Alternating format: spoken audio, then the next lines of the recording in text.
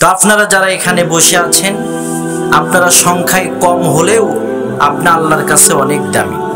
আমরা আল্লাহর কাছে কি অনেক দামি। আমরা কি সুন্দর একটি দ্বীনি মাজলিসে আমরা বসে সময় পার করছি। আমরা এই জন্য সবাই পড়ি আলহামদুলিল্লাহ।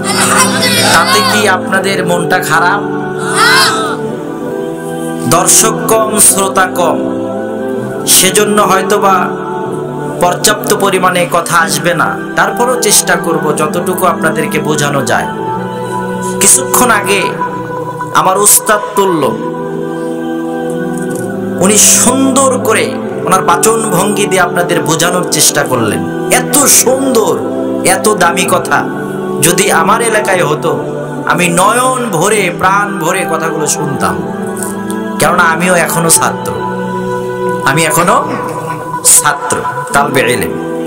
শিক্ষা অর্জন করা তলাবুল ইলমি ফারিদাতুন আলা কুল্লি মুসলিম। প্রত্যেকের উপরে ইসলামী জ্ঞান অর্জন করা ফরজ। কতটুকু ফরজ? যতটুকু আমল করলে ইসলামের উপরে, দ্বীনের উপরে আপনি যথেষ্টভাবে স্বয়ংসম্পূর্ণভাবে আপনি চলতে পারবেন, ততটুকু ইলম অর্জন করা আপনার জন্য ফরজ, আমার জন্য ফরজ, আপনার স্ত্রীর জন্য ফরজ, আপনার প্রাপ্তবয়স্ক সন্তানের জন্য ফরজ।